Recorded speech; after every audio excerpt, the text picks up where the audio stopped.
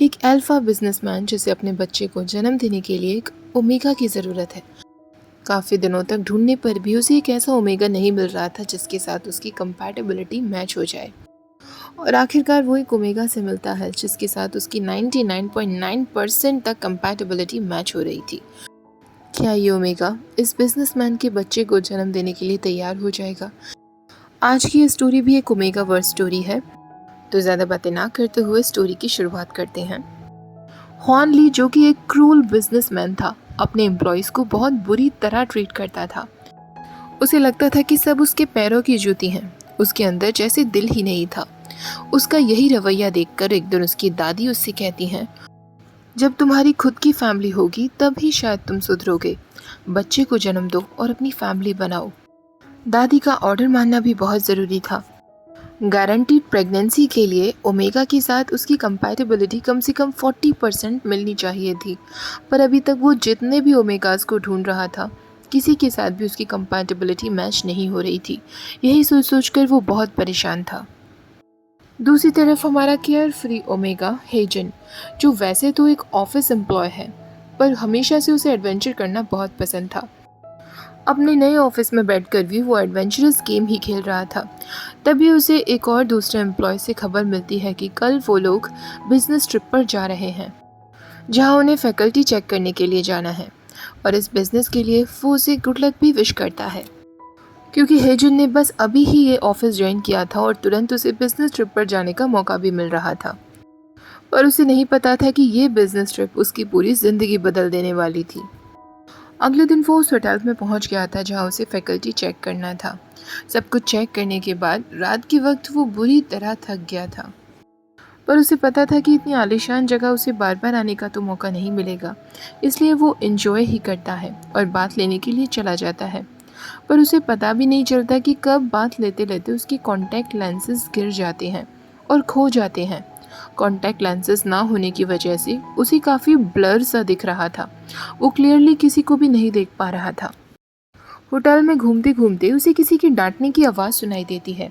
ये हमारा हुआन ली ही था, जो अपनी आदत से मजबूर होकर अपने एम्प्लॉय पर डांट लगा रहा था। हेजन को ये बात बिल्कुल भी अच्छी नहीं लगती और वो ज़ोर से चिल्लाते हुए कहता है, आप इस तरह किसी और के एम्प्लॉय पर डांट नहीं लगा सकते। उसे नहीं पता था कि जिस होटल में वो खड़ा है वो होटल हुआन ली का ही है। हुआन ली, जिसने कभी भी किसी की ऊंची आवाज़ नहीं सुनी थी, हेजन की आवाज़ उसे अपनी तरफ खींच ही लेती है। वो उसकी तरफ बढ़ता है, पर हेजिन को अपने कॉन्टैक्ट लेंसेज ना होने की वजह से कुछ भी क्लियरली नहीं दिख रहा था, इसलिए वो वहीं खड़ा था। उसे हुआन ली की गुस्से में बड़ी बड़ी आंखें भी नहीं दिख रही थी। हेजिन कह देता है, तुम्हें अभी के अभी उस एम्प्लॉय से माफ़ी मांगना होगा। उस एम्प्लॉय को भी हेजिन के लिए बहुत डर लग रहा था। इससे पहले कि हेजिन कुछ और कह पाता, उसे अपनी बस का हॉर्न सुनाई देता है। इससे पहले कि उसकी बस मिस होती, वो जल्दबाजी में वहाँ से निकल जाता है। पर वो अपना हैंड मिरर वहीं पड़ा छोड़ जाता है जिसमें उसकी ओमेगा सेंट थी। और उस सेंट से ही हुआन ली को अंदाज़ा हो गया था कि इस ओमेगा के साथ ही उसकी कंपैटिबिलिटी मैच हो सकती है। हेजिन का हैंड मिरर वो अपने साथ ले आता है और घर बैठकर सोचने लगता है, अगर मैं अपनी ग्रैंड मदर को अपना चाइल्ड दे दूँ तो मैं पूरी कंपनी पर राज कर सकता हूँ। पर पहले मुझे उस ओमेगा को ढूंढना होगा जो मुझे मेरा बच्चा दे सके। वो तुरंत अपने स्टाफ को कॉल करते हुए कहता है, कल हमारे होटल पर जितने भी मेल ओमेगाज आए थे, मुझे उनमें से एक मेल ओमेगा की तलाश है जो अपना हैंड मिरर वहाँ छोड़ गया था। उसके बारे में सब कुछ पता करो और कैसे भी मुझे उसका डीएनए सैंपल ला कर दो। वहीं हेजन भी बहुत ज़्यादा उदास था अपने हैंड मिरर को लेकर, क्योंकि ये हैंड मिरर उसकी माँ ने दिया था। तभी हेजन के पास एक अननोन नंबर से फ़ोन कॉल आता है। वो फ़ोन जैसे ही उठाता है, सामने से हुआन ली की आवाज़ सुनाई देती है जो उससे कह रहा था, मिस्टर हेजन, मेरे पास आपका कुछ सामान है, मैं उसे पर्सनली आपको देना चाहता हूँ, तो हम कब मिल सकते हैं? हेजन उससे कहता है, क्या आप मेरे हैंड मिरर की बात कर रहे हैं? प्लीज़ आप मुझे बताइए मैं कहाँ आ सकता हूँ। हुआन ली कहता है, मुझे तुमसे कुछ पर्सनल बातें भी करनी हैं, इसलिए मैं खुद तुम्हें इन्वाइट करूँगा। हेजन कहता है, आप कौन बोल रहे हैं? तो हुआन ली कहता है, मैं की स्टील का मालिक बोल रहा हूँ, ली हुआन। मैंने गलती से तुम्हारा हैंड मिरर उठा लिया था, जिसे मैं तुम्हें खुद देना चाहता हूँ, और मुझे तुमसे कुछ पर्सनल बातें भी करनी हैं। तुम्हारे इसी फ़ोन नंबर पर मैं तुम्हें जगह और दिन बता दूंगा, तुम पहुँच जाना। ऐसा कहकर वो फ़ोन कट कर देता है। हेजिन सोचने लगता है, क्या मैंने अभी डायरेक्टर हुआन ली से बातें की? मैंने सुना है कि वो बहुत हैंडसम है, एकदम सेलिब्रिटी की तरह। वो मुझसे क्या बातें करना चाहते होंगे? कहीं मेरा प्रमोशन तो नहीं होने वाला? हेजिन तो ये सोचकर ही खुश हो रहा था। पर हुआन ली ने उसे इसलिए इनवाइट किया था क्योंकि वो ऑलरेडी हेजिन का डीएनए टेस्ट करवा चुका था और 99.9% उन दोनों की कंपैटिबिलिटी मैच हो रही थी। अगले दिन हेजिन बहुत तैयार होकर अपने डायरेक्टर यानी कि हुआन ली से मिलने के लिए आता है, ये सोचकर कि आज तो उसे प्रमोशन मिलेगा। पर जैसे ही वो हुआन ली का चेहरा देखता है, वो शॉक्ड रह जाता है, क्योंकि उसे वही ब्लर फेस याद आ जाता है जिसको वो बहुत ज़्यादा डांट कर आया था। वो तुरंत शर्मिंदा होता है और माफ़ी मांगते हुए कहता है, आई एम रियली सॉरी, कल मैंने ज़्यादा कुछ बोल दिया ना। हुआन ली कहता है, कोई बात नहीं, मैं तो वो सब भूल भी चुका हूँ। हेजिन सोचने लगता है, डायरेक्टर तो बहुत काइंड हार्टेड है। तभी हुआन ली उससे कहता है, हेजिन, मुझे तुम्हारी वजह से काफ़ी जलन हो रही है। हेजिन पूछता है, बॉस, मैं समझा नहीं, आपके कहने का क्या मतलब है?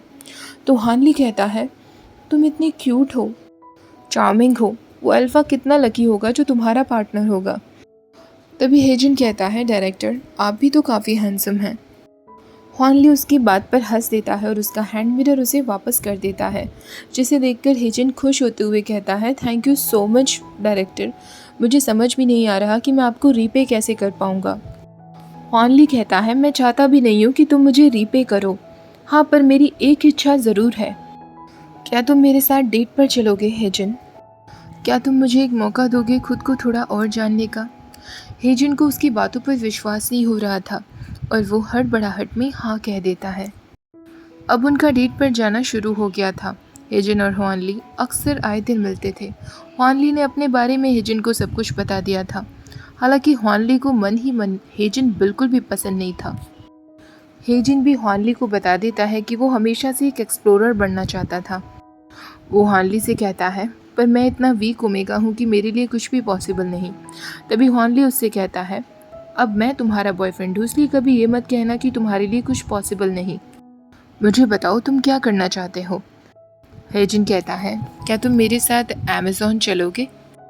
हुआन ली कहता है, जैसा तुम चाहो, हम एक दिन अमेज़ॉन ज़रूर जाएंगे।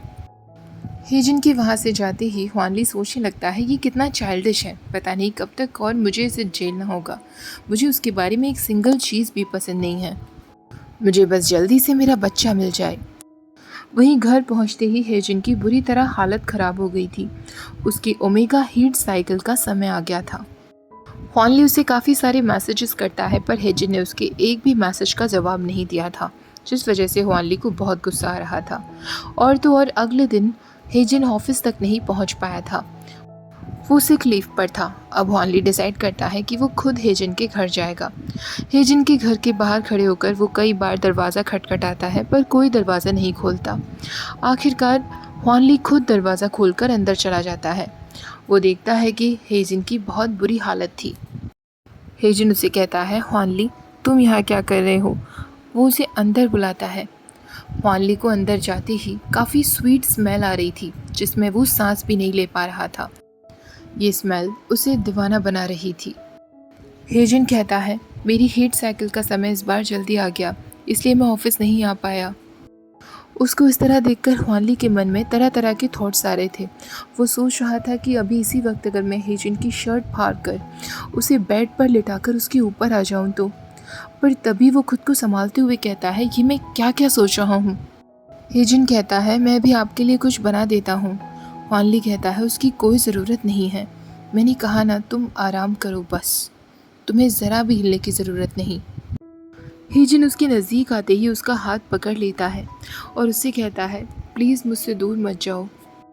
हुआन ली भी इतना ज़्यादा हॉट फील कर रहा था कि वो हेजिन की बॉडी पर अपना हाथ फहराने लगता है, पर वो तुरंत खुद को कंट्रोल कर लेता है।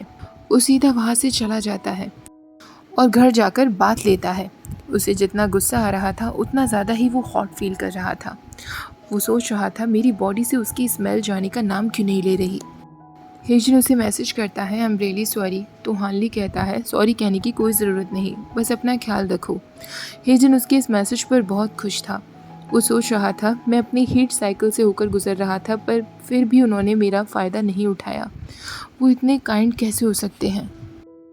वो इतने हैंडसम हैं, रिच हैं, कंपनी के मालिक हैं। क्या मैं सच में इतना लकी हूँ कि उन्होंने मुझे डेटिंग के लिए पूछा? ये सब कुछ मुझे इतना अच्छा लग रहा है। काश ये कभी ख़त्म ना हो।